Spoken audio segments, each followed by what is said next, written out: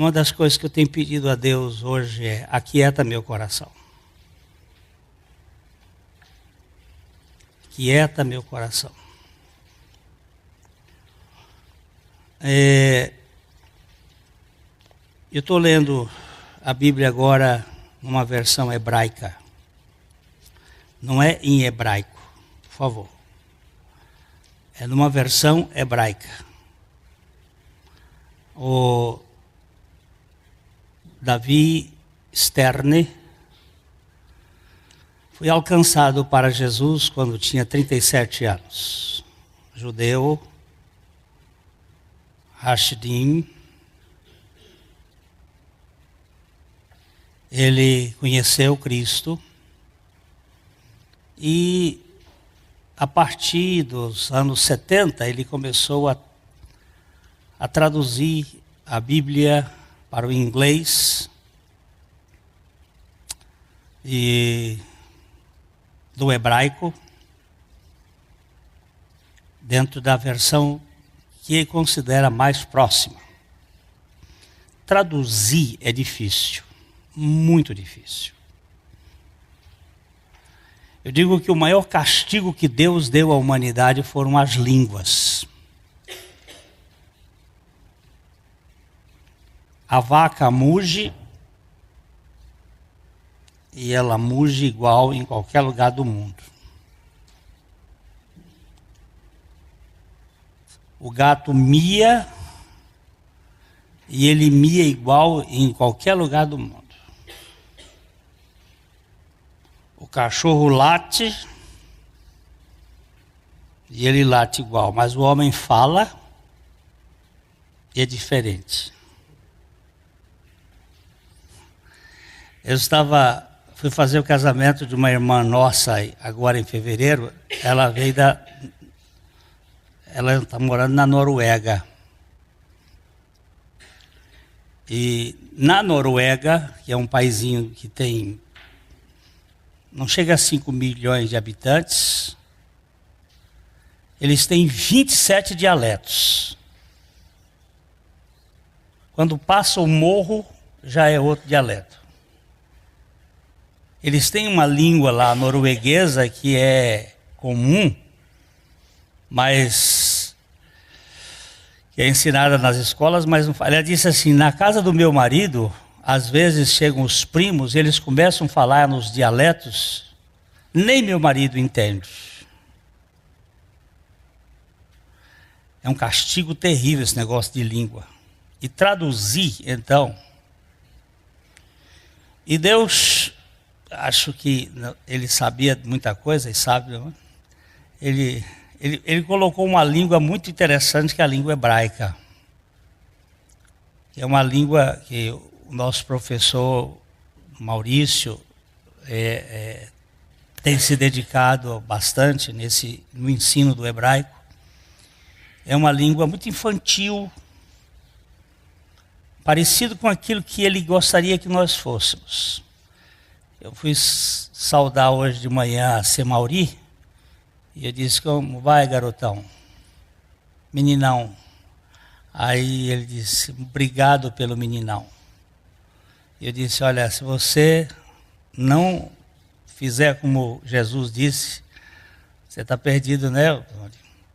Se não vos tornardes como crianças, vocês não podem entrar no reino de Deus.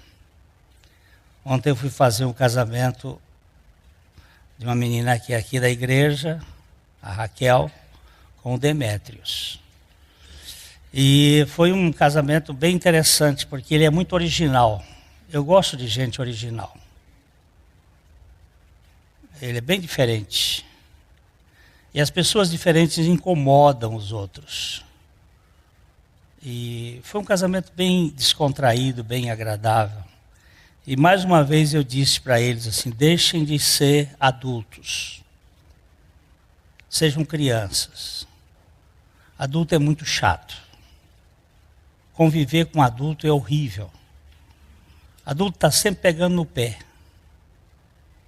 Sempre criticando, sempre murmurando. Eles são sempre certos. E o outro é errado. É insuportável conviver com adulto.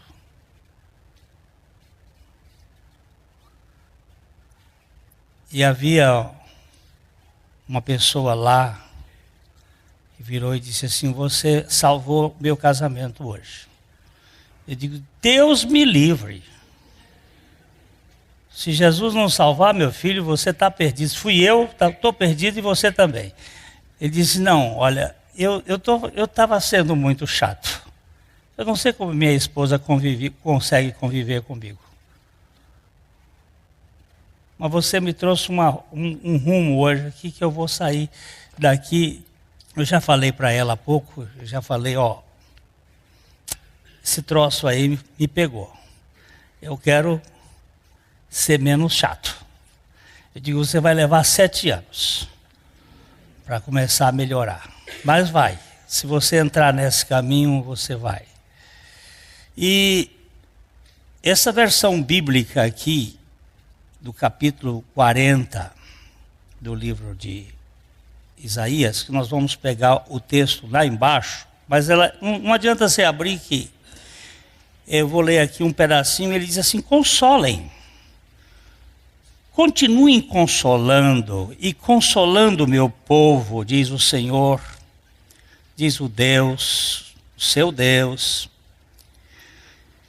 Digam ao coração de Jerusalém, proclamem a ela que já está completo seu tempo de serviço. Sua culpa toda foi paga.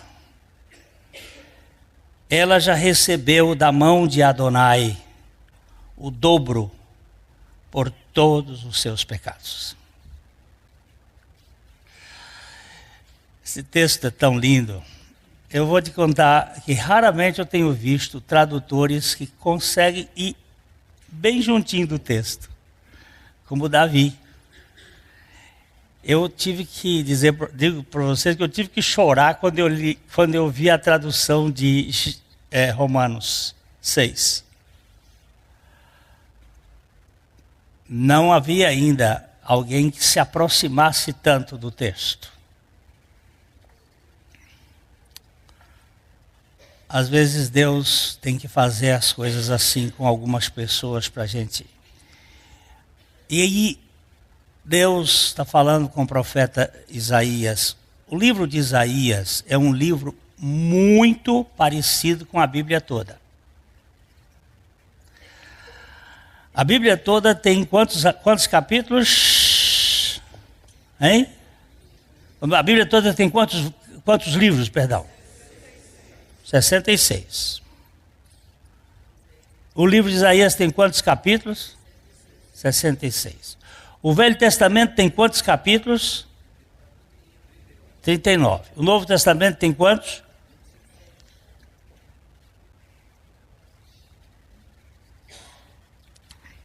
O livro de Isaías está bem assim dividido.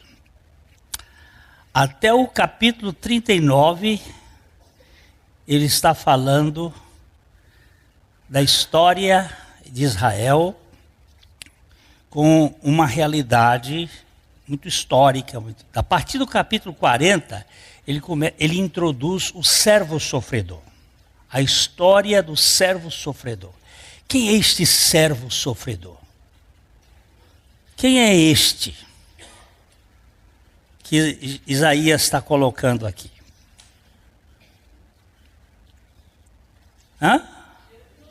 Jesus. Ele começa no capítulo 40 anunciando Jesus como servo sofredor, aquele que viria para realizar uma obra para Israel. E ele começa dizendo isto: olha, diga para Jerusalém, diga para Jerusalém, que os pecados dela já foram pagos duplamente, que a culpa já está acabada. Ele começa falando da obra daquele que veio tirar o cabresto da cabeça. E então ele vai descrever o Criador do universo, que chama as estrelas pelo seu nome, uma a uma, e elas lhe obedecem. Mas quando ele chama o povo dele, o povo é pior do que jumento e boi. Ele escreveu lá no capítulo 1. Ele disse: o boi conhece o seu dono, e o jumento o possuidor da sua manjedoura, mas o meu povo é rebelde e não quer me conhecer. Mas ele, depois de descrever tudo isso, ele fala de uma incansabilidade. E esta versão diz assim: você nunca ouviu? Você não sabe?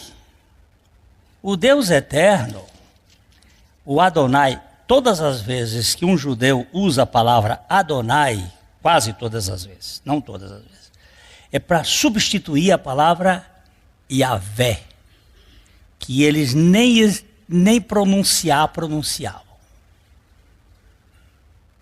É chamado de tetragrama sagrado. Tetra 4, porque ele é formado de 4 letras. Um judeu, quando escrevia o nome Yahvé com uma pena, aquela pena ia para o fogo. Era queimada. E na hora de pronunciar, eles substituíam a palavra, que é muito difícil de você dizer qual é a verdadeira pronúncia, não é, professor? Yahvé, Yehie, Jeová, muito difícil, ninguém sabe porque eles não pronunciavam. O nome, não tomarás o nome do teu Deus em vão, o nome aí eles sabem como é que eles, para não fazer, eles chamam assim, já. Para não pronunciar o nome, você vai encontrar muito assim, já. Para não dizer o nome Jeová, Javé, Jové. Tamanha santidade. Aí ele substitui a palavra Adonai, que também é Senhor. E ele diz aqui, ó. Voltando. Você não ouviu, você não sabe que o eterno Deus, Adonai, o Criador dos confins da terra, ele não se cansa, nem se esgota. Seu entendimento não pode ser sondado. Ele revigora os exaustos e dá força aos fracos. Os jovens podem se enfraquecer ou cansar. Até o mais capacitado pode tropeçar e cair. Mas os que esperam em Adonai renovarão as suas forças. Voarão alto, como que com asas de águia. Quando correm, não se exaurirão, e quando andarem, não se cansarão. O texto é muito lindo, e aí nós vamos tratar um pouquinho aqui rapidinho, o Deus incansável. Não sabes, vamos juntos ler? Não sabes, não ouvistes que o eterno Deus, o Senhor, o Criador dos fins da terra, nem se cansa, nem se fatiga, não se pode esquadrinhar o seu entendimento. Ontem à noite, nesse casamento, uma pessoa que se diz ateia pessoa, chegou para mim e fez um questionamento sobre eu não creio em Deus, eu não compreendo Deus e eu não sei como é que vocês conseguem crer em Deus. Ele já estava um pouco chumbado. E eu disse para ele assim, e com um copo na mão, eu digo, você consegue colocar o Igapó dentro do seu copo?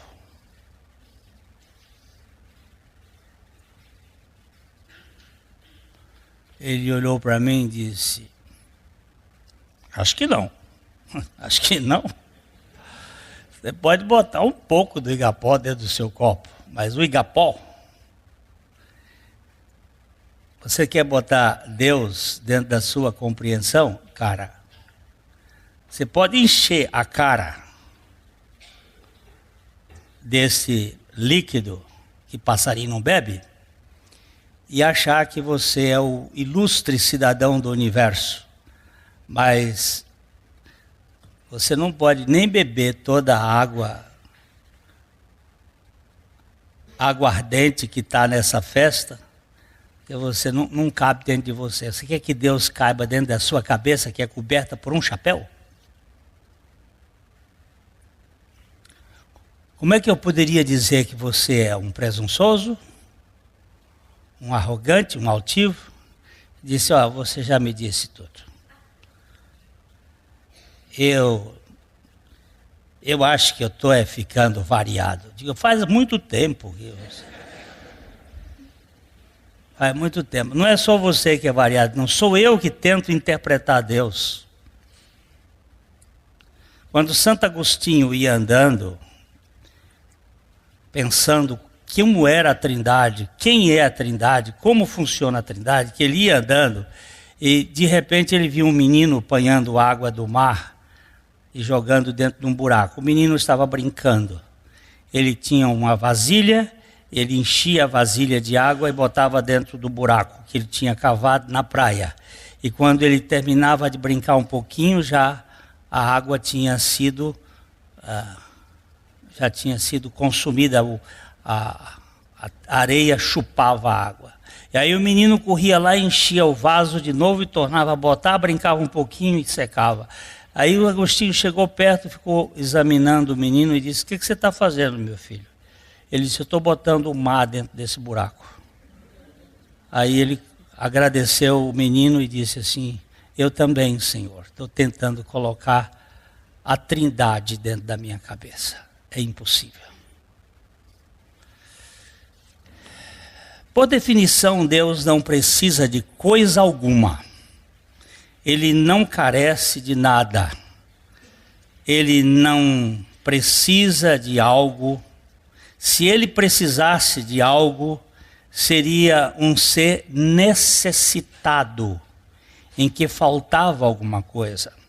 Porém, na Bíblia, ele se manifesta por sua azeidade, isto é, um ser que se basta a si mesmo. Deus não precisava criar nada do que existe para se realizar. Deus não precisa de realização. Ele é. Ele não requer qualquer realização. O Deus coletivo revelado em seu nome, Elohim, um plural majestático e mais abrangente do que um aumento quantitativo, é a realeza real, realizada realmente por sua natureza divina. Quando eu estou na presença da rainha da Inglaterra, eu não posso me referir a ela como Dona Elizabeth. Se eu fizer isto, o cerimonial da rainha vai me tirar da presença dela. Eu posso me dirigir a ela como Vossa Majestade, Vossa Alteza. E se eu repetir mais de 2 vezes o mesmo tratamento, eu também sou retirado.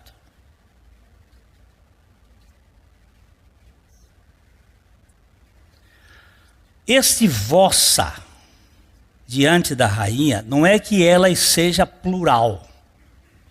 é que ela representa um reino.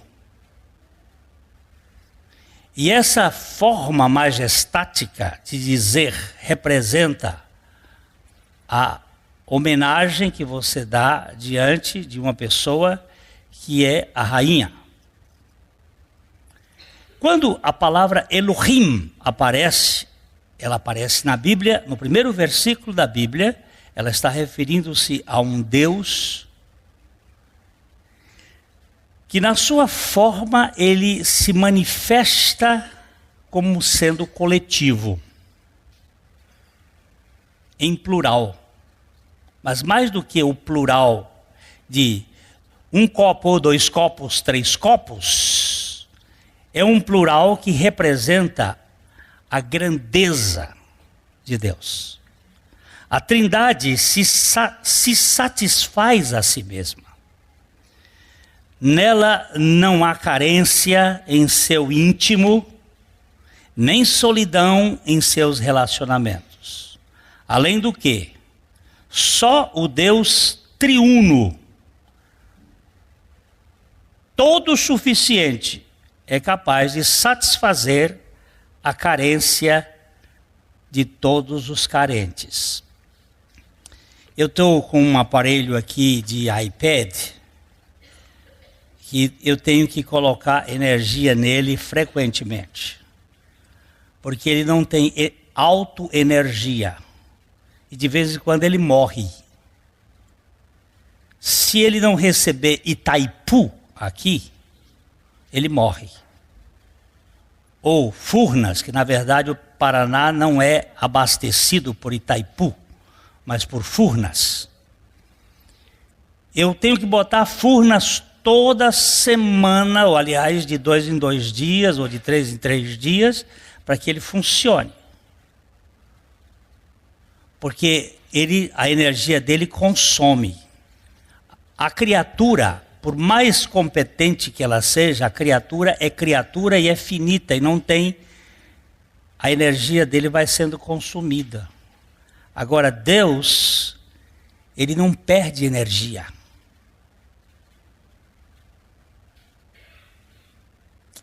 Não há um átomo da sua energia que se perca. Deus é o eterno antes da criação. E nele não há os efeitos do tempo. Ele nunca envelhece, nem se desgasta. Não há entropia na eternidade. Por isso, ele é o mesmo, tão eterno no princípio quanto é no fim. Aliás, essas duas expressões são usadas aqui absolutamente antropomórficas, só como linguagem figurada, porque Deus não tem nem princípio nem fim.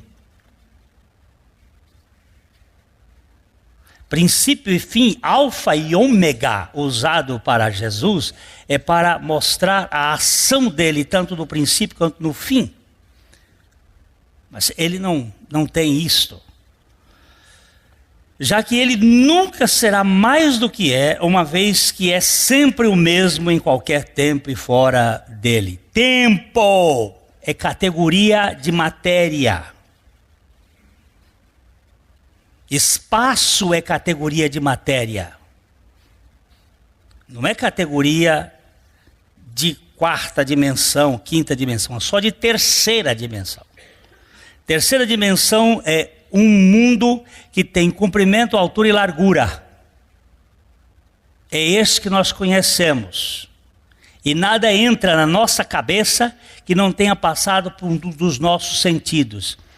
Eu hoje de manhã vinha dirigindo para cá e fui ver se tinha passado perfume.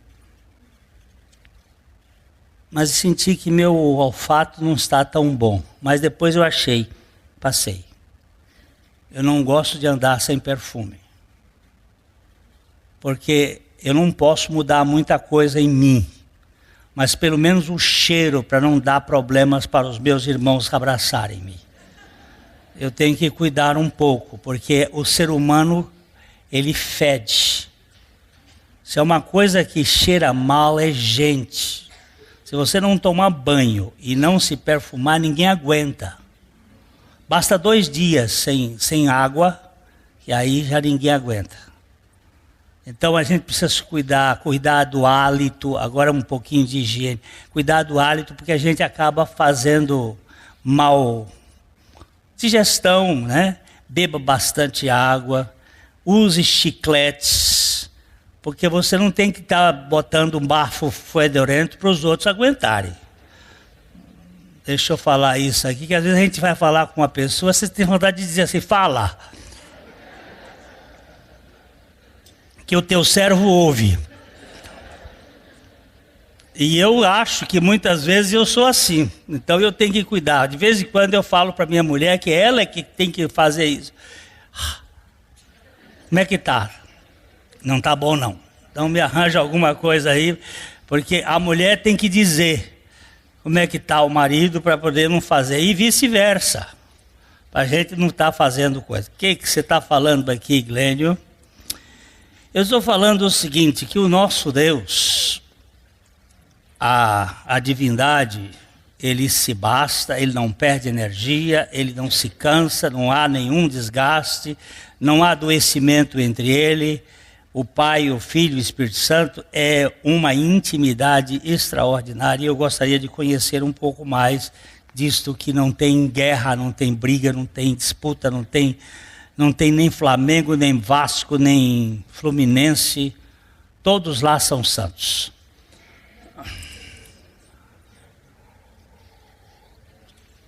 Disse alguma bobagem? Para a divindade não há passado nem futuro. Há um presente permanente, contínuo. Um tempo que não tem tempo, nem compasso, nem cronômetro, nem espaço. Deus não se cansa, jamais se fatiga. Ele nunca perde energia do seu ser. Depois de ter criado o universo, Deus continua o mesmo. Sem exclusão de um átomo sequer de energia do seu ser divino. Ele não se consome por qualquer ação que fizer.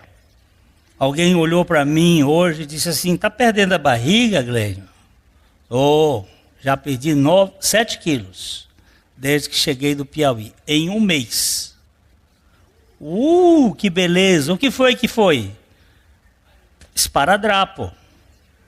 Spa. Comer menos, andar mais. Toda vez que você come menos e anda mais, gasta energia.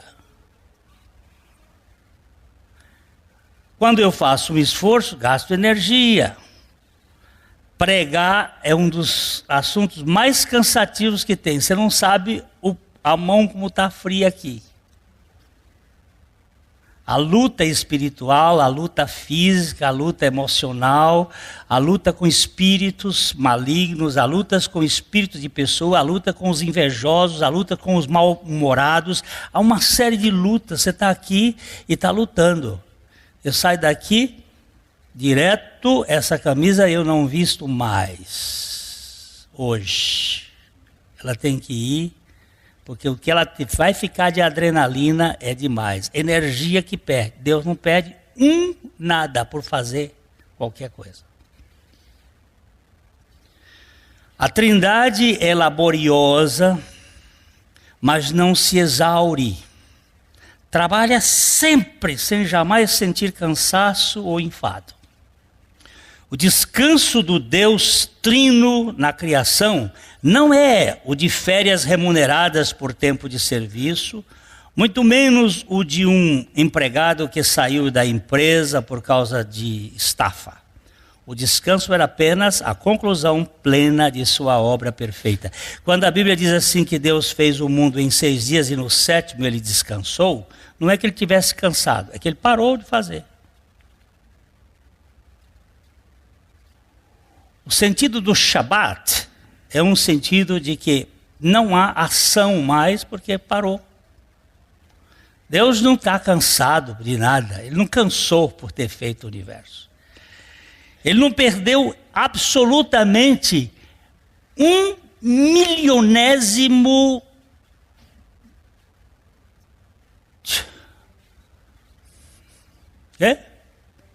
da energia. Nada, nada, nada, nada, nada. Nada, nada.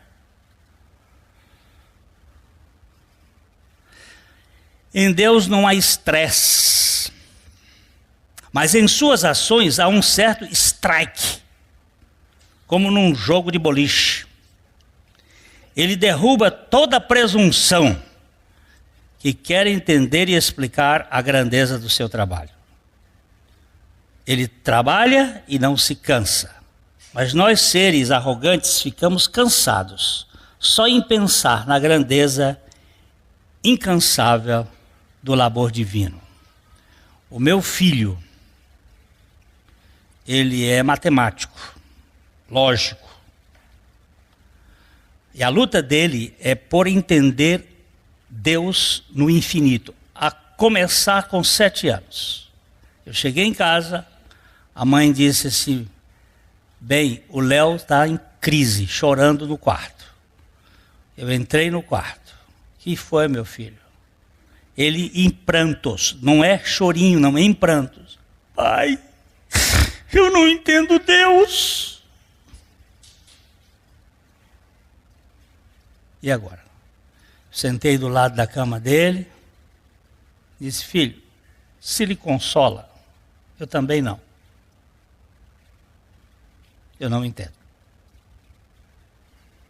Mas de lá para cá essa luta vem se mantendo. E só recentemente eu ouvi um piado roxinol na noite escura.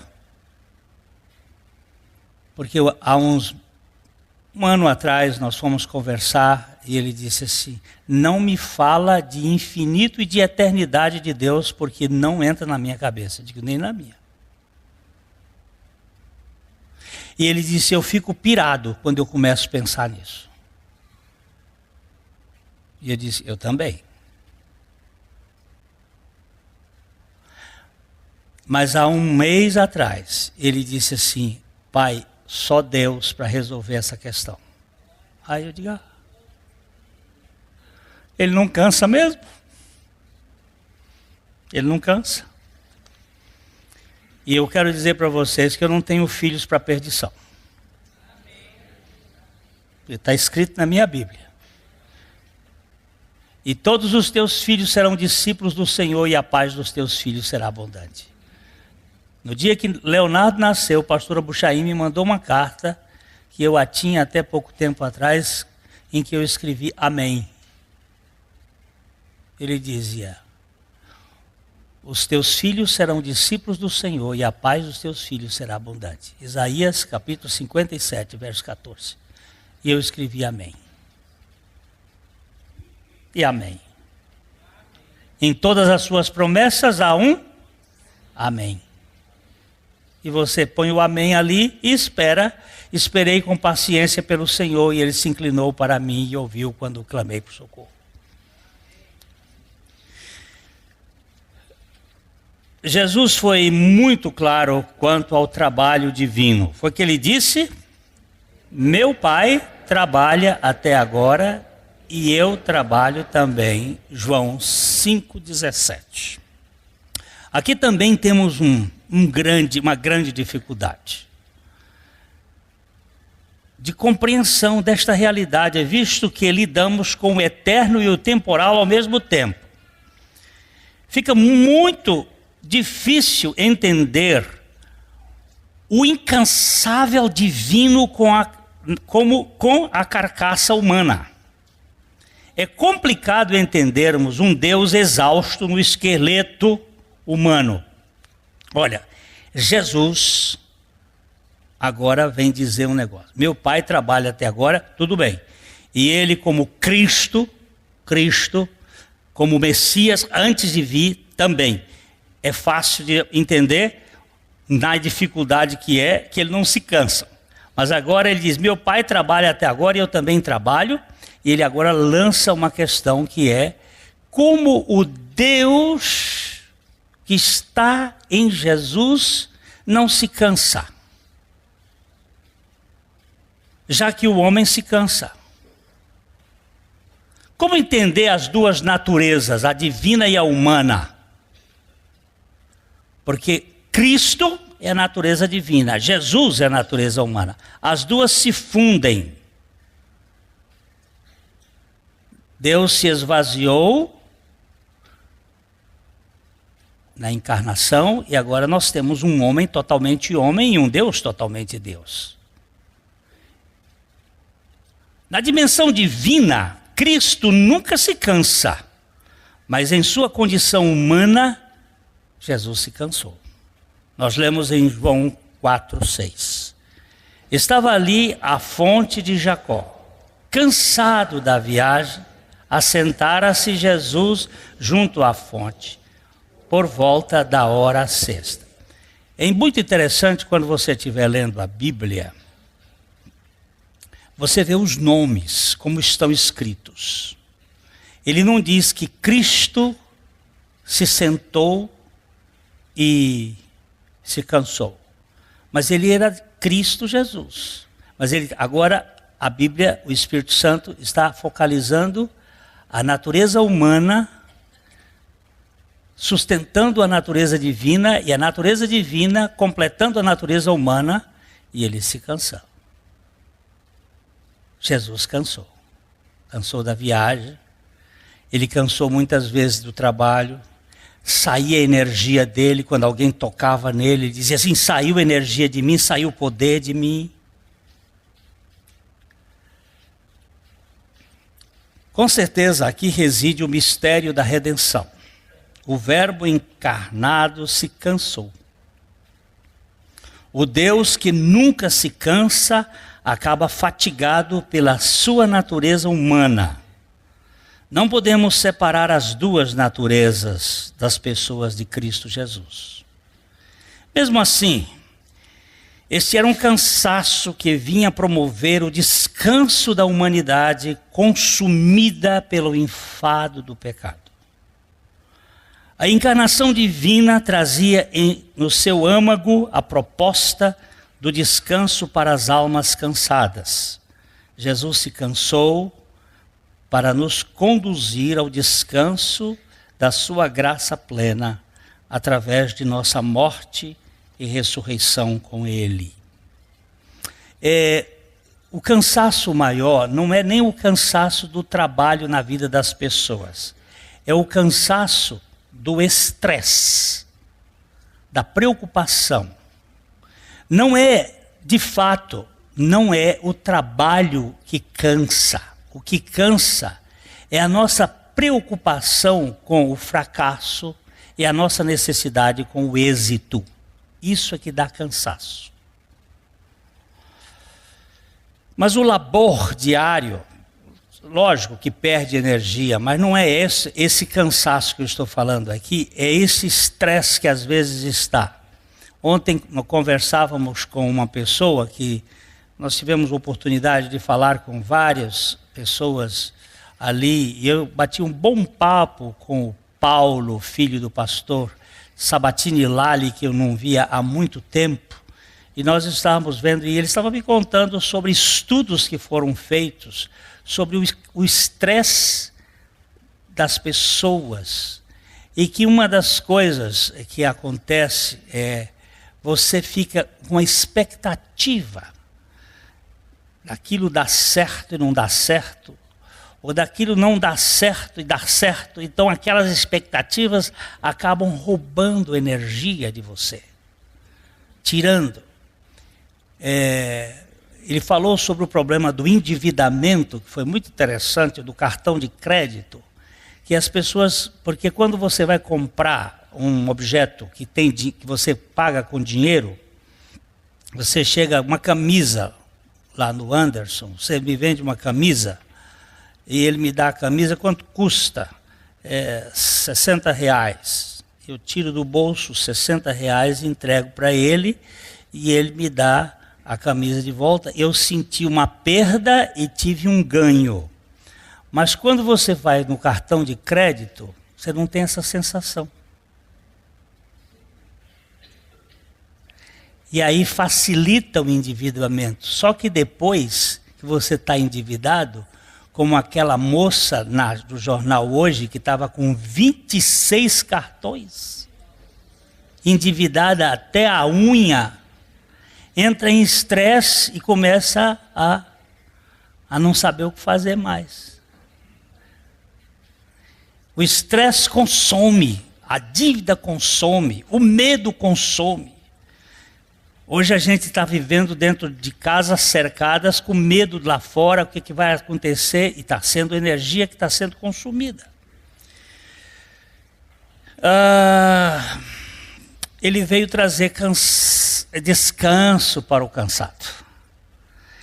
Nisto ele foi incansável, Jesus, até a sua ressurreição. Aquele que é o eterno e nunca se cansa, entrou no tempo e cansou-se por algum tempo, a fim de produzir um descanso eterno para todos os que receberem o seu convite lindo, maravilhoso, o seu convite elegante, um convite para gente cansada, que está em Mateus 11, 28. Vinde a mim, todos os que estáis cansados e sobrecarregados, e eu vos aliviarei. Ô convite bom. Ô convite gostoso. Você está cansado? Venha. Paradoxalmente, o ser humano cansado não aprecia a proposta do descanso oferecido por Deus. O Senhor oferece descanso ao cansado, mas Ele não quer, como diz Isaías 28, 12. Este é o descanso, dai descanso ao cansado, e este é o refrigério, mas não quiseram ouvir. Não, eu vou fazer por minha conta, eu vou tomar conta desse negócio, eu vou lutar até o fim. Nós estamos estudando com os homens um livro, A Vida que Vence, do Watchman Nee, e uma das coisas que ele diz com muita propriedade é que Deus vai financiar o nosso fracasso até que nós cheguemos ao fim das nossas forças e possamos dizer, Senhor, para mim não tem mais jeito. Ele diz, então agora eu vou fazer. Para o presunçoso e especialmente o religioso legalista, mais vale um pouco de esforço do que a abundância de descanso. Ele prefere ser um conquistador ao pódio do que ser um herdeiro na rede. E eu coloquei essa palavra aqui porque para mim a rede é o melhor lugar de dormir. Eu não tenho rede no meu quarto porque minha esposa não permitiu que eu tivesse.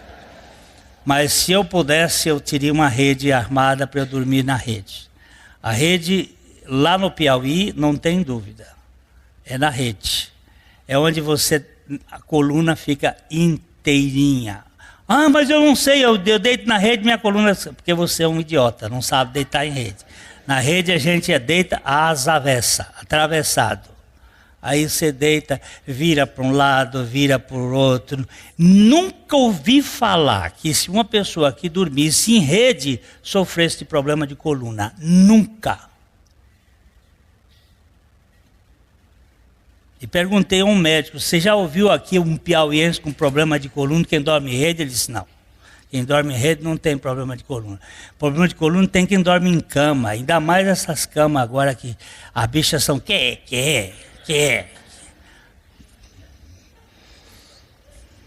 Eu quero a tua rede, Senhor.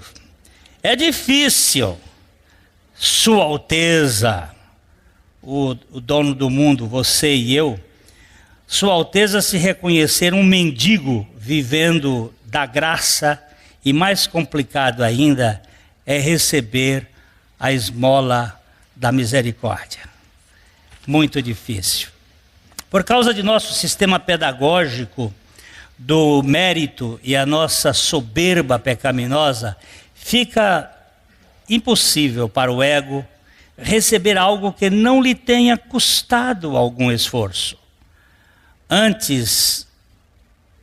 Sem antes ser convencido pelo poder do Espírito Santo e pelo quebrantamento por meio das marteladas do sofrimento. Até Davi, quando chegou lá na eira de Araúna, o Jebuseu, quando ele quis comprar aquela eira, o Jebuseu disse, não, eu te dou de presente. Ele disse, não, eu não quero oferecer a Deus nada que não me custe alguma coisa.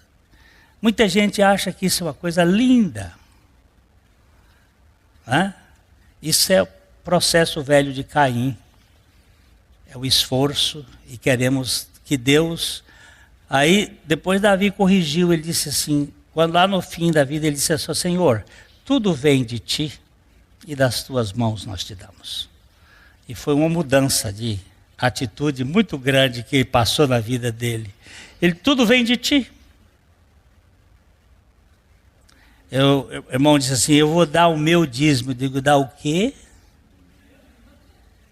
Meu irmão, até os 90 que ficaram lá, tudo é dele. Do Senhor é os céus, a terra e a sua plenitude, o mundo e aqueles que nele habitam.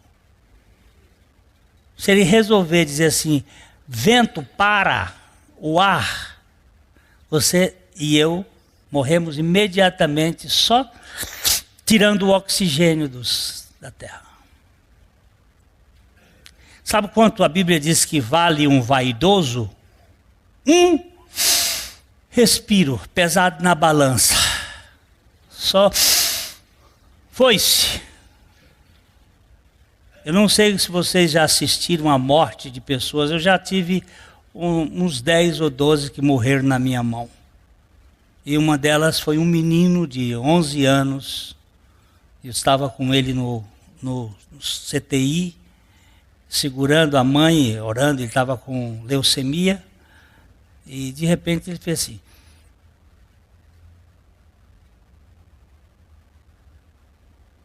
Eu disse para a mãe, ele partiu. Não! Partiu. Não tem mais. Nem fez. Ele só foi ao ar e não voltou mais. É o peso de uma pessoa. Do ponto de vista espiritual, o ser humano é avesso a tudo que é rigorosamente gracioso. Ele sempre quer corresponder com alguma participação, por menor que seja. A graça o ofende em cheio. Eu contei aqui a história, não vou contar, o nosso tempo está muito escasso, mas a história de uma mulher que ela é uma médica e uma menina fez uma oração para Deus mandar uma bolsa de água quente por causa de uma criancinha que estava morrendo e não tinham recursos lá na África. E esta médica disse, nunca eu iria dizer amém, e não disse amém para a oração da Ruth. A Ruth diz assim, Deus, manda uma bolsa de água quente para o neném que está morrendo hoje, amanhã não serve. Eles nunca tinham recebido nada. De tarde chegou um correio com uma caixa de 10 quilos e ela chamou as crianças do orfanato para ver e começou a mexer. Quando ela meteu a mão lá embaixo, estava a bolsa. Só que... E ela tinha dito o seguinte, e manda também uma bonequinha para a irmãzinha da menina, porque a mãe tinha morrido, só tinha a criança recém-nascida, prematura, e uma menininha de 2 anos que estava chorando muito a morte da mãe. E manda uma bonequinha também para a menina saber que tu existes. Isso era uma menina de 10 anos fazendo oração. E a doutora disse que não disse amém de jeito nenhum. Ela sabia que era impossível. E acontece que quando tirou a bolsa de água quente, a médica disse que a Ruth virou para ela e disse, mãe, chamavam a médica de mãe, mamãe, mete a mão que a bonequinha está aí, porque se ele mandou a borracha de água quente, ele mandou a bonequinha também. E quando ela tirou, tinha uma bonequinha. Só que aquele presente tinha sido enviado 5 meses antes. Não foi a oração da menina que moveu Deus, foi Deus que moveu a oração da menina. Para de besteira, que não somos nós que conquistamos Deus, é Deus que nos conquista. Ele é que me leva a orar. Depois você vai ver lá no profeta Isaías 64, que ele diz assim, Antes que falasseis, eu já tinha ouvido vocês. Antes que me pedisseis, eu já tinha respondido a vocês. Idiota. Tem uma turma aí na televisão fazendo do povo uns idiotas. E até gente que fica financiando esse troço. Vocês financiam porque vocês são os idiotas igual a mim. Um morto espiritual não tem nada espiritual para poder contribuir para a sua vida espiritual, pois está morto. Está morto espiritual. Eu vou pregar um evangelho para um morto espiritual. Ele está morto espiritual. Ele não tem nada para oferecer espiritualmente falando para a sua vida espiritual. Um defunto, fisicamente falando, só evolui em sua podridão. E um morto espiritual vivendo em pecado cresce apenas em sua incredulidade pecaminosa e em suas dúvidas. Eu me lembro, pastor Abuchaim, contando que lá no estado de Minas, uma mulher, o marido dela morreu e ele era prefeito da cidade e era uma pessoa muito importante e ela não queria que enterrasse o cara. Não era prefeito, ele era amigo do prefeito, era isso. Ele era um homem importante da cidade. Morreu e ela ficou agarrada com o cadáver lá e chorava. E na hora de enterrar, ela fez aquele pampeiro e o prefeito disse, deixa que a comadre vai se convencer. Não demora muito não, vamos deixar, tá? Espera um pouco mais. Aí ficou mais um dia, à noite, ela agarrada lá com o defunto. Quando foi no outro dia, começou a feder. Aí a comadre chegou para o compadre e disse, pode enterrar. Evoluiu. Morto só evolui nisso. E incrédulo só evolui em incredulidade. Não adianta você tentar querer convencer. Se não aconteceu o milagre, não adianta. Agora, o milagre acontece com duas razões. Deus age pela sua palavra e o Espírito Santo convence. E você pode ser um instrumento que ele vai usar para fazer isso. Você e eu. Porque se ele usou uma jumenta para convencer um profeta burro, ele pode usar um jegue para fazer um trabalho qualquer. Para com bobagens, porque isso aí é coisa da carne. Ninguém pode viver neste mundo se primeiro não for gerado fisicamente, vindo depois a nascer. Ninguém pode nascer espiritualmente se antes não for vivificado pelo poder do Espírito Santo através da semente divina ou esperma espiritual que é a palavra de Deus. Pregue a palavra, anuncie a Jesus Cristo, pregue o Evangelho, a morte e a ressurreição de Cristo, nossa morte e ressurreição com Cristo. O ser humano natural não busca Deus. Naturalmente, ele é um fugitivo de Deus e amante exclusivo de si mesmo. Ele só foge. Mas Deus vai atrás dele. Ele não se cansa. O pecado tornou o gênero adâmico inimigo de Deus, criando ele mesmo os seus deuses à sua imagem e semelhança. Aqueles que foram criados à imagem e semelhança do próprio Criador, agora criam os seus deusezinhos à imagem da sua criação decaída. Nós fazemos os nossos deuses conforme nós entendemos. Assim, a religião criada pela criatura, fraturada pela queda, acaba faturando um saldo positivo aos seus olhos e criando um sistema de aceitação pelo desempenho. Na realidade, o que tem valor é a conduta movida à justiça própria. Ontem foi tão bom, foi um dia que Deus deu-me a oportunidade de falar com mais de 20 pessoas sobre o Evangelho, além da pregação. Por que você faz casamento? Porque tem sido um celeiro de ganhar vidas para Jesus. E eu tenho essa oportunidade de pregar o Evangelho. Mas uma senhora que estava sentada à mesa conosco, muito preciosa, muito querida, disse assim, quando eu me converti, eu digo, quando foi isto? Quando eu me converti, mas quando foi que você se converteu? Ela disse, foi querer. Eu digo, não, para. Você nunca se converteu. Você foi convertida.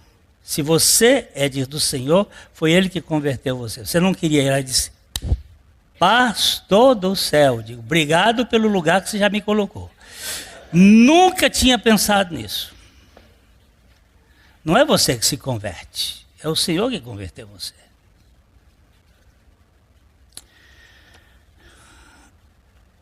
Já vimos que Deus, sendo Deus, não pode se cansar. Ele não se desgasta, nem perde energia alguma. Mas o que me assusta em tudo isso é a incansável persistência de Deus em buscar um fugitivo que não lhe quer de modo nenhum. Deus não se cansa de buscar gente. Olha, uma das coisas que me admira é a paciência de Deus comigo.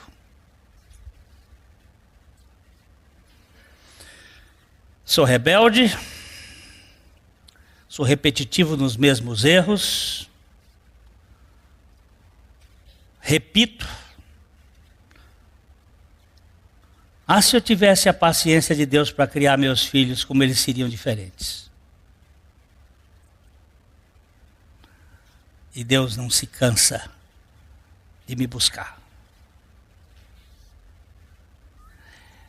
E Ele não tem um caderninho lá, escrito assim, ontem você fez isso, hoje você fez isso. Sabe por quê? Ele diz lá assim, a culpa de vocês já foi paga 2 vezes. Eu não tenho nada para cobrar de vocês. Isso aí é justiça própria, viu, queridinho? Pastor, aquele meu marido precisa ver o que ele me fez. Você já viu o que Jesus fez para você?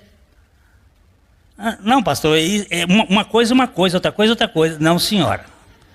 Não tem isso não. Não tem isso não. Isso é uma mulher magoada contando para mim a vingança que ela queria que o marido sofresse.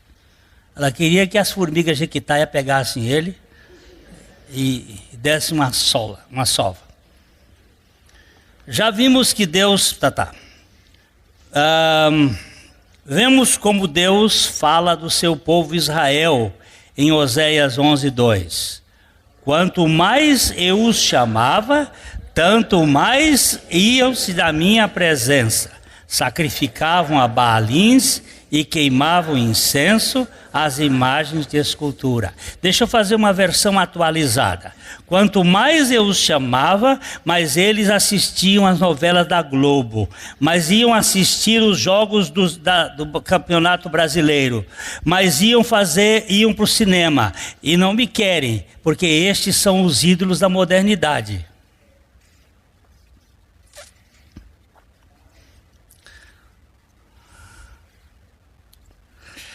Embora o povo continuasse rebelde e sujeito às consequências de sua rebeldia, mesmo assim o Senhor, meu Deus, continuava atraindo o seu povo para si de modo maravilhosamente amoroso, como diz Oséias 11:4. Atraí-os com cordas humanas, com laços de amor. Fui para eles como quem alivia o jugo de sobre as suas queixadas e me inclinei para dar-lhes de comer. Isso é demais, né, Ricardinho? Puxando você é rebelde, e ele diz, não, vem. Com cordas humanas em laços de amor. São as cordas de Cristo Jesus, Deus encarnado, chamando, diz, vem cá. Vem ficar comigo, criatura, eu te amo. Abba é incansável na busca do filho alongado, eleito para ser conforme a imagem do seu filho. Ele nunca se impacienta com a demora do fugitivo, pois em sua graça ele sabe quando agir para que o pródigo caia em si e volte para o aconchego daquele que nunca desiste do amor incondicional. Filho, dá-me a parte da herança que me cabe. Toma, nem discutiu. Vamos embora, pode ir, eu vou atrás de você, eu vou com você. Você nunca vai ficar longe de mim. Mas eu vou para um país distante, pois lá estarei eu na sua memória. Eu sou o Deus que não desisto. Mas quando chegou no final, no porco, no chiqueiro, lá não foi lá que ele lembrou, disse, ih, meu pai, mas ele ainda voltou com mentalidade de servo. Ele disse, eu quero ser servo, não quero ser filho, porque eu não mereço ser filho. Eu fiz o que fiz, eu sou um safado, gastei tudo. Mas os servos da casa do meu pai, eles têm uma quentinha lá da penitenciária, eles não comem boia fria, eu vou lá atrás do casa do meu pai, eu vou tratá-lo, trata-me como um dos seus empregados. Mas quando ele chegou com aquele discurso safado, o pai disse assim, ô filho, vamos embora aqui, vamos embora fazer uma festa. Ele não chamou de servo, ele chamou de filho. Estava morto, reviveu, tinha se perdido. E não se achou, foi achado. Quem achou? O próprio pai. O Deus infatigável nunca se cansa em amar o inamável com um amor imorredouro. O verdadeiro amor nunca se cansa de amar o sujeito amado. O amor de Deus não perde o tempo de validade, nunca caduca. Por outro lado, amor condicional é troca. Puro comércio. Uma condição positiva, seja ela qual for, pressupõe o mérito e este desqualifica a graça.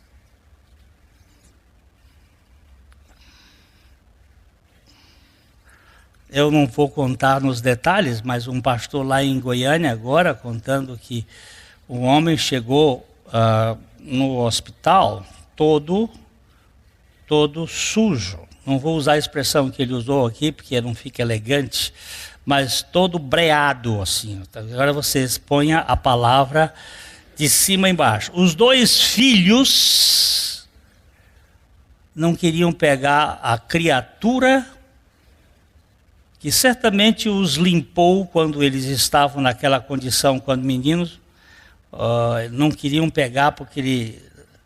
E quem pega? E aquele pastor diz que esse é um dos problemas mais sérios da vida dele, porque ele não suporta fazer nem exame de fezes, porque ele não consegue pegar.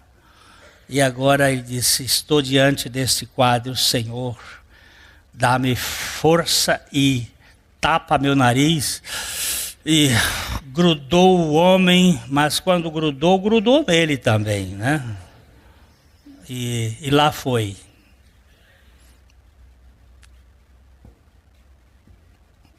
Eu fico pensando no meu Deus gracioso.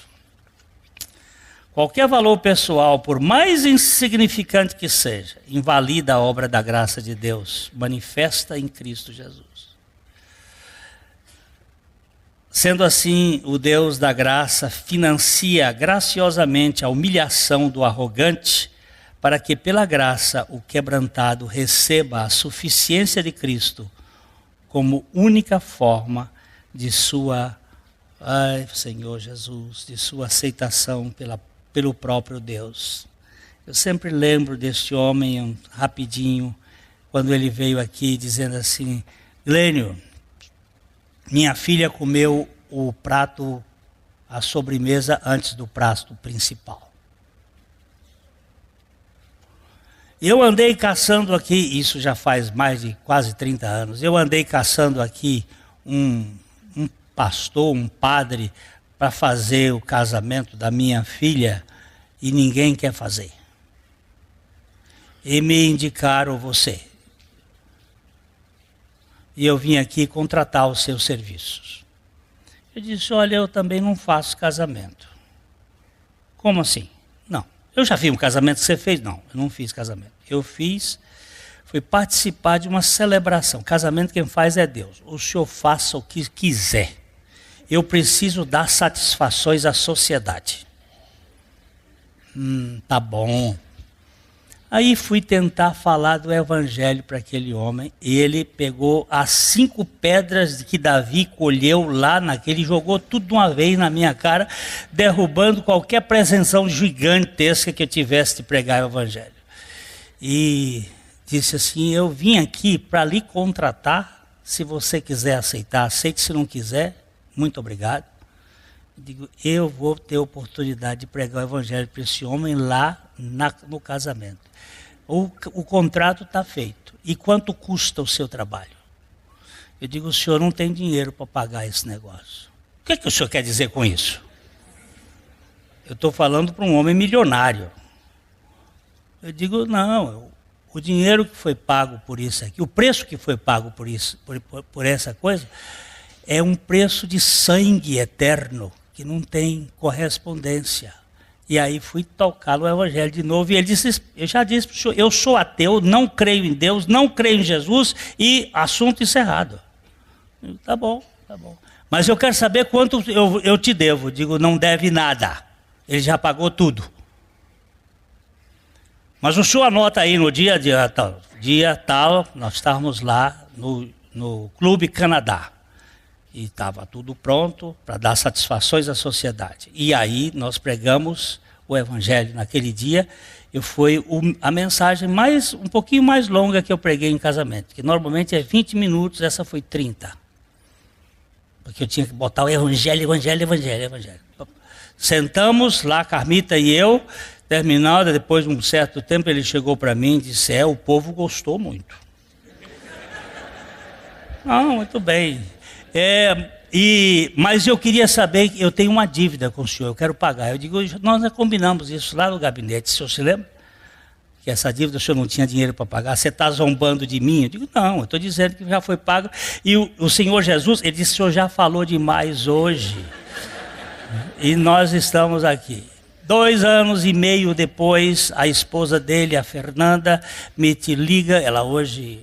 De vez em quando ela está aqui conosco, ela me liga e diz assim, Glênio, meu marido está em estado terminal, na Santa Casa. Você pode vir fazer uma visita porque ele pediu.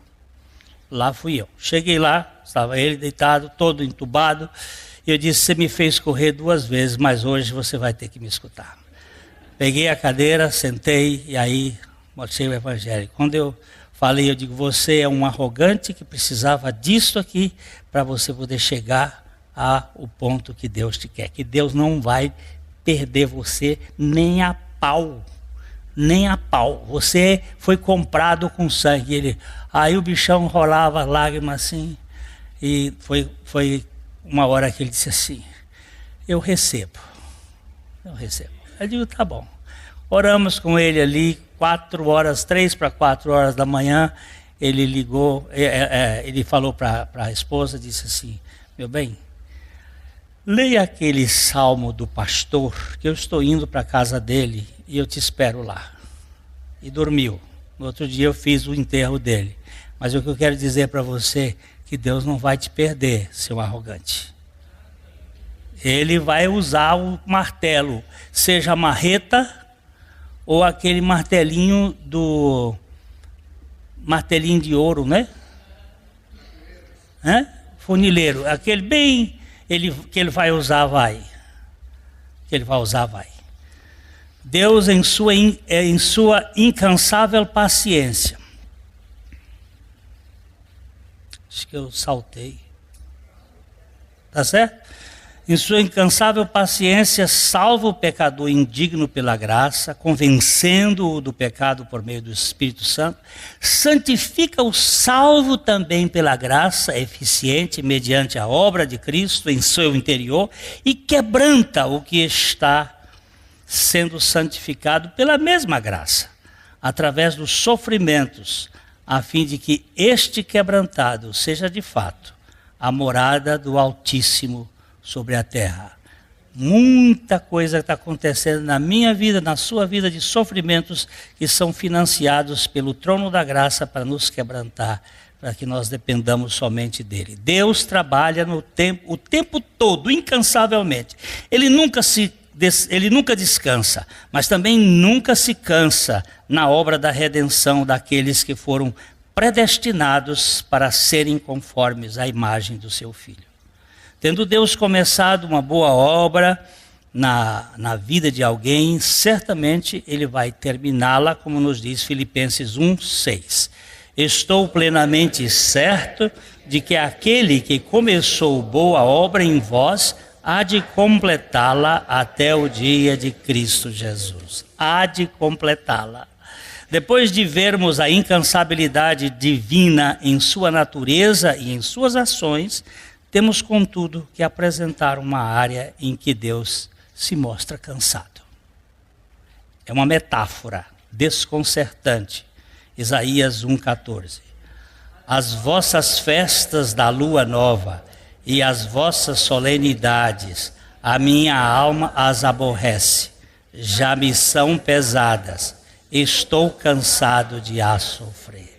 Que coisa mais triste. Deus não se cansa na criação, Deus não se cansa na redenção, mas Ele se cansa com esta adoração que está sendo feita na sua igreja, no meio do seu povo, uma adoração de show, de espetáculos e não de intimidade. O Deus incansável se cansa dessa adoração vazia e deste ritualismo sem qualquer significado. O Deus que nunca se cansa ficou cansado com a nossa religiosidade, ou fica cansado, humanista e totalmente oca. Humanista é aquilo que o homem faz, como Caim fez, tentando agradar a Deus pelos seus próprios méritos. Aqui precisamos fazer uma avaliação criteriosa. Será que o nosso culto não está sendo motivo do enfado de Deus? Precisamos averiguar a nossa atitude de adoração diante da expressado cansaço de Deus em relação aos nossos ritos antropocêntricos e vazios. Ó incansável Pai, ó Deus de toda graça, dá-nos o adequado senso de adoração diante do Teu trono de graça.